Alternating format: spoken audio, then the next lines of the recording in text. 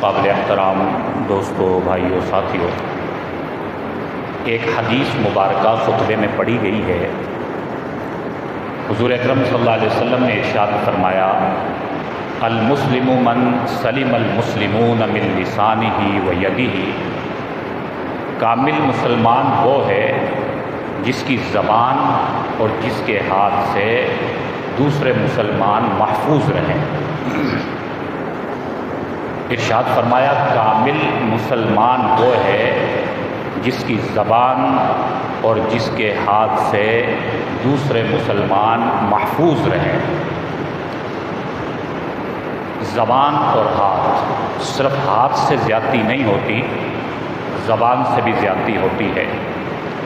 ہم ہاتھ سے ہی کسی پر ظلم نہیں کر رہے ہوتے، بعض دفعہ زبان کے ذریعے سے بھی ہم کسی کا دل دکھا رہے ہوتے ہیں، کسی کے ساتھ ظلم کر رہے ہوتے ہیں، زیادتی کر رہے ہوتے ہیں۔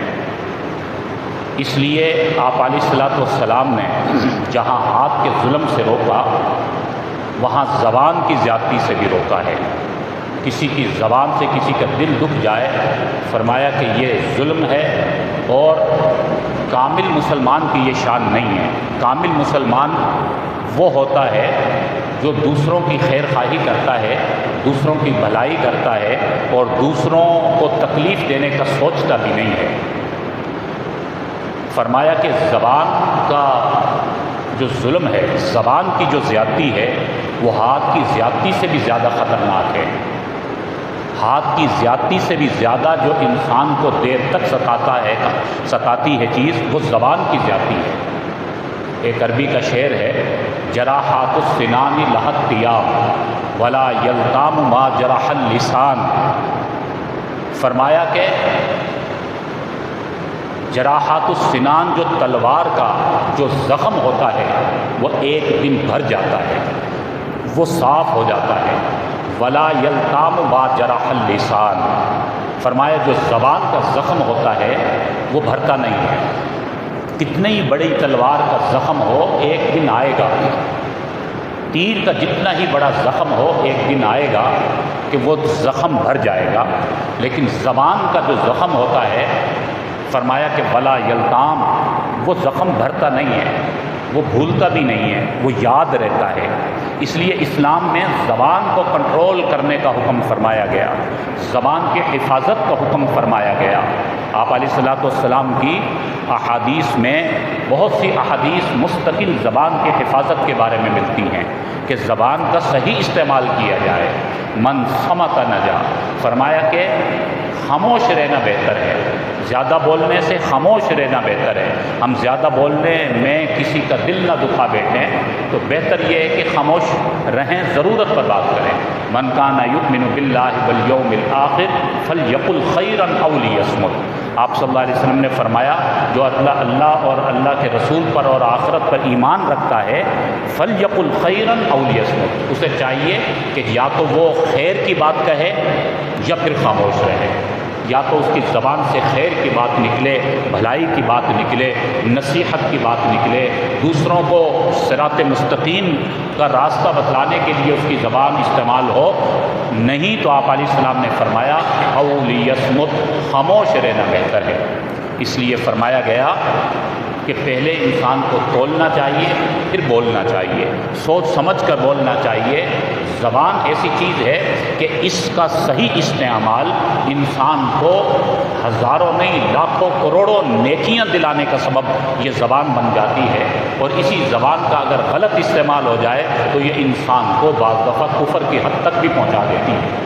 اسی زبان سے ہم سبحان اللہ، الحمدللہ، اللہ اکبر ذکر کر رہے ہیں، ایک ایک لفظ پر، ایک ایک حرف پر 10 نیکیاں مل رہی ہیں، اور وظائف ہم کر رہے ہیں، اللہ اللہ ہم پکار رہے ہیں، اسی زبان سے قرآن کی تلاوت کر رہے ہیں، درود پاک پڑھ رہے ہیں، ہمارے درجات بڑھتے چلے جا رہے ہیں، ہمارے نیکیاں بڑھتی چلی جا رہی ہیں، اسی زبان کی وجہ سے اللہ ہم سے راضی ہوتے چلے جا رہے ہیں۔ لیکن اگر خدا نخواستہ یہ زبان کا غلط استعمال ہوا اور ہم نے کوئی ناشکری کا کلمہ کہہ دیا، اللہ ناراض ہوں گے۔ کوئی کفریہ کلمہ زبان سے نکال دیا تو انسان کفر تک پہنچ جائے گا۔ دائرہ اسلام سے نکل جائے گا۔ اس لیے یہ زبان جو ہے اس کی حفاظت بہت ضروری ہے۔ آپ صلی اللہ علیہ وسلم نے فرمایا جو مجھے 2 چیزوں کی ضمانت دے دے میں اسے جنت کی ضمانت دیتا ہوں۔ کیا فرمایا؟ جو مجھے 2 چیزوں کی ضمانت دے دے میں اسے جنت کی ضمانت دیتا ہوں۔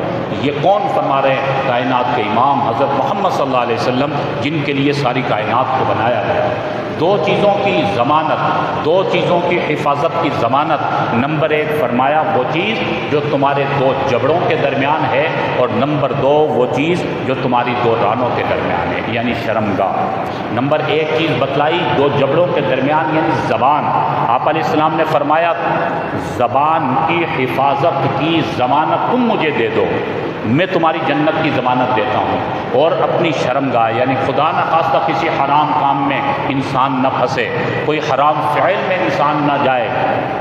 فرمایا کہ اپنی شرمگاہ دوسرے نمبر پر اس کی حفاظت کی ضمانت مجھے دے دو۔ آپ نے فرمایا اس کی جنت کی ضمانت میری ہے۔ تو دیکھیں ایک چیز تو وہ بہت خطرناک ہے، انسان خدا نہ خواستہ غلط کام میں چلا جائے، زنا کی طرف چلا جائے، یہ تو حرام بہت بڑا، لیکن جسے ہم بہت ہلکا سمجھتے ہیں وہ زبان کا گناہ ہے۔ آپ صلی اللہ علیہ وسلم نے 2 چیزوں کی حفاظت کی ضمانت مانگی، ایک اس چیز کی اور ایک زبان کی۔ تو معلوم ہوا کہ زبان کا گناہ اس گناہ سے کوئی کم گناہ نہیں ہے، تو اسی لیے اس کی گارنٹی اور اس کی ضمانت مانگی گئی۔ تو اس زبان کی حفاظت کرنا ہمارے لیے ضروری ہے۔ آپ علیہ الصلوۃ والسلام نے ارشاد فرمایا کہ جب روزانہ صبح ہوتی ہے تو انسان کے سارے اعضاء، انسان کے اعضاء اس زبان سے گزارش کرتے ہیں کہ اے زبان سنبھل کر رہنا، اے زبان اگر تو پھسل گئی تو تیرے پھسلنے کی وجہ سے ہم دیگر اعضاء کا بھی نقصان ہے، اے زبان اگر تو سنبھلی رہی تو پورا وجود سنبھلا رہے گا، کیونکہ انسان کی زبان جب پھسلتی ہے، غلط جب وہ زبان چل جاتی ہے تو انسان پھر پھنس جاتا ہے اور انسان پھر کسی نہ کسی غلط کام میں پڑ جاتا ہے۔ فرمایا کہ زبان سنبھل گئی، زبان کی حفاظت ہو گئی تو دیگر اعضاء کی بھی حفاظت ہو جاتی ہے۔ ایک موقع پر آپ صلی اللہ علیہ وسلم نے فرمایا کہ مسلمان اور مومن کی جو زبان ہے وہ اس کے دل کے پیچھے ہے اور منافق کی زبان اس کے دل کے آگے ہے۔ اس کا کیا مطلب ہے؟ فرمایا کہ ایک مسلمان جو ہے اس کی زبان اس کے دل کے پیچھے ہے، جب بھی وہ کوئی بات کہنا چاہتا ہے پہلے دل کے ترازو میں تولتا ہے، کیونکہ اس کا دل آگے ہے، زبان اس کے پیچھے ہے۔ یہ آپ صلی اللہ علیہ وسلم نے ایک تعبیر فرمائی سمجھانے کے لیے کہ اس کی زبان پیچھے ہے، اس کا دل آگے ہے۔ جب بھی وہ کوئی بات کہہ رہا ہے، کسی سے گفتگو کر رہا ہے، پہلے وہ دل کے ترازو میں تولتا ہے، پہلے دل کے پیمانے سے پرکھ لیتا ہے، دل کی کسوٹی پر پرکھ لیتا ہے کہ وہ بات جو کہنے جا رہا ہوں کہیں وہ غلط تو نہیں ہے، کہیں کسی کا دل تو اس سے نہیں دکھ جائے گا، کہیں کسی کے ساتھ زیادتی تو نہیں ہو جائے گی۔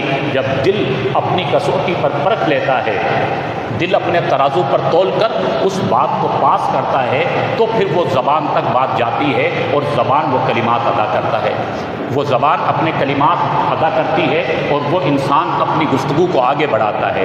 فرمایا اس کے برعکس جو منافق ہے اس کی زبان اس کے دل کے آگے ہوتی ہے، دل پیچھے ہوتا ہے، اس کے منہ میں جو آتا ہے وہ پھینک دیتا ہے، پھر جب بات وہ دل تک جاتی ہے، دل کے ترازو پر تلتی ہے، پھر وہ سر پکڑ کے بیٹھا ہوتا ہے، او ہو یہ بات تو مجھے کہنی نہیں چاہیے تھی، یہ تو میں نے غلط بات کہہ دی، یہ تو کسی کا دل دکھا دیا، یہ تو ناجائز بات میں نے اپنی زبان سے نکال دی۔ لیکن زبان سے نکلی بات پھر واپس آتی نہیں ہے۔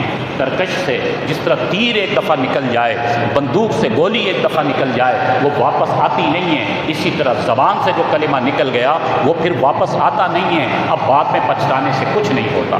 اس لیے تو فرمایا گیا کہ پہلے تولو پھر بولو، پہلے سوچو سمجھو اس کے بعد بولا کرو۔ تو حدیث مبارکہ جو عرض کی گئی جس میں آپ علیہ السلام نے فرمایا المسلم من سلم المسلمون من لسانہ و یدہ، کہ کامل مسلمان وہ ہے جس کی زبان اور جس کے ہاتھ سے دوسرے مسلمان محفوظ رہیں۔ تو اس نے زبان کو پہلے ذکر فرمایا، اس کے بعد ہاتھ کا ذکر فرمایا۔ تو ہمیں دوسرے مسلمانوں کو خدا نہ خواستہ کبھی ایذا یا تکلیف دینے کا سوچنا بھی نہیں چاہیے، ہمیں دوسروں کی بھلائی کا، خیر خواہی کا سوچنا چاہیے۔ یہ جو حدیث مبارکہ ہے یہ ہمارے جو زندگی کی معاشرت ہے اس معاملات اس کے باب میں سے ہے۔ یاد رکھیے دین اسلام صرف عبادات کا نام نہیں ہے، دین اسلام عقائد کا نام بھی ہے، عبادات کا نام بھی ہے، معاشرت کا نام بھی ہے، اخلاقیات کا نام بھی ہے اور معاملات کا نام بھی ہے۔ ہم یہ سمجھتے ہیں کہ ہم نے عبادات کر لی، دین پر عمل کر دیا۔ عبادات کی بھی ذمہ داری ہے لیکن معاملات کو بھی اسلامی بنانا ضروری، ہماری معاشرت بھی اسلامی ہونا ضروری ہے۔ ہماری باہر کی زندگی، ہم مسجد میں آ کر عبادت کریں اور مسلمان ہوں، باہر نکل کر ہمارے اپنے طریقے ہوں، ہم اپنی تہذیب پر چلیں، یہ مسلمان ایمان والا نہیں ہے۔ کامل مسلمان وہ ہے جو باہر نکل کر بھی مسلمان اور مومن رہتا ہے، وہ کاروبار اور تجارت کرتے ہوئے بھی مسلمان ہوتا ہے، اس کو اپنے سامنے اسلامی تعلیمات رکھنی ہوتی ہیں، اسلامی معاملات کو دیکھنا ہوتا ہے۔ ہمارا اسلام ہمیں پوری معاشرت سکھاتا ہے۔ یہ دین اسلام ہمیں بتا رہا ہے تمہارے معاملات اس طرح ہونا چاہیے، تمہارا رہن سہن اس طرح ہونا چاہیے، پڑوسیوں کے یہ حقوق ہیں اور تمہیں اس طرح معاشرے کے اندر رہنا ہے۔ تو اسلام ہمیں ان تمام چیزوں کی تعلیمات دیتا ہے۔ یہ شیطان ہے جو ہمارے دماغ میں بات ڈالتا ہے کہ ماشاءاللہ تم نے نماز ادا کر لی ہے، اسلام کا حق ادا کر لیا، اور باہر نکلنے کے بعد ہمارے معاملات کیا ہیں؟ صفر۔ ہماری معاشرت، ہمارا رہن سہن وہ سارا غیر اسلامی، غیروں کے طریقوں پر۔ آپ علیہ الصلوۃ والسلام نے عبادات کے جہاں فضائل بیان فرمائے، اس سے بھی زیادہ آپ صلی اللہ علیہ وسلم نے معاملات اور معاشرت کے بارے میں احادیث بیان فرمائی ہیں۔ معاملات کا معاملہ بڑا نازک ہے، عبادات کا تعلق تو حقوق اللہ سے ہے اور معاملات اور معاشرت کا تعلق حقوق العباد سے ہے۔ حقوق اللہ، اللہ تعالیٰ کے حقوق کو پورا کرنا فرض ہے، لیکن اللہ تعالیٰ غفور الرحیم ہے، شاید معاف فرما دیں۔ لیکن حقوق العباد کا معاملہ اس سے بھی زیادہ نازک ہے کہ اگر اللہ نہ کرے کسی کے ساتھ زیادتی کی، کسی کا حق دبا دیا، تو اللہ تعالیٰ ہرگز معاف نہیں فرمائیں گے۔ یہ اللہ کا ضابطہ ہے، جب تک کہ صاحب حق معاف نہیں کر دے گا، اور پھر قیامت کے دن تو انصاف کیا جائے گا، ایک ایک چیز کا انصاف کیا جائے گا۔ وہاں پر جس نے کسی کے حقوق العباد کو دبایا ہوگا، قیامت کے دن تو پورا حساب لیا جائے گا، پورا انصاف کیا جائے گا۔ اس لیے ہمیں حقوق اللہ کے ساتھ ساتھ حقوق العباد کا بھی خیال رکھنے کی ضرورت ہے۔ ہمیں اسلام ہر موڑ پر رہنمائی عطا کر رہا ہے۔ اب یہ حدیث مبارکہ شاید بہت کم ساتھیوں نے سنی ہوگی کہ آپ صلی اللہ علیہ وسلم دیکھیں ان چیزوں سے متعلق بھی امت کو تعلیم فرما رہے ہیں۔ من سلم المسلمون من لسانہ و یدہ، کہ اپنی زبان سے دوسرے مسلمانوں کو محفوظ رکھو، اپنے ہاتھ سے دوسرے مسلمانوں کو محفوظ رکھو۔ شاید ہم اب تک یہ سمجھتے رہے کسی کو ہم ناجائز تھپڑ ماریں گے تو یہ زیادتی ہوگی، بلکہ فرمایا یہ بھی زیادتی ہے، لیکن اگر زبان سے کسی کا دل دکھا دیا یہ بھی زیادتی ہے، اس سے بھی، اس کے بارے میں بھی تم سے پوچھا جائے گا۔ تو آج اگر ہمیں اپنے معاشرے کی اصلاح کرنی ہے، ہم یہ چاہتے ہیں ہمارا گھر کا اور باہر کا نظام درست ہو جائے، تو ہمیں اسلام کی تعلیمات کو پڑھنا چاہیے، پوچھنا چاہیے، ہمیں مسائل کا استحضار ہونا چاہیے، پوچھ کر زندگی گزارنی چاہیے۔ جس طرح دنیا کی چیزوں کے لیے ہم تجربہ بڑھاتے ہیں، معلومات بڑھاتے ہیں اور جستجو میں رہتے ہیں، اور جہاں سے کوئی بھی تجربے کی چیز ملے دنیا کے حساب سے اس کو لینے کی کوشش کرتے ہیں، تو دین کے اعتبار سے بھی ہمیں یہ جستجو اور فکر ہونی چاہیے کہ جہاں سے ہمیں دین کی کوئی بات مل جائے وہ لینی چاہیے۔ علماء سے رابطہ ہونا چاہیے، خود قرآن کا مطالعہ ہونا چاہیے، احادیث کا مطالعہ کرنا چاہیے، دیگر حضور علیہ السلام کی تعلیمات اور حضور کی سیرت جو ہمارے لیے مشعل راہ ہے اس کا مطالعہ ہونا چاہیے۔ اللہ رب العالمین ہم سب کو پورے دین کو سمجھنے کی توفیق نصیب فرمائے۔ وآخر دعوانا الحمد للہ رب العالمین۔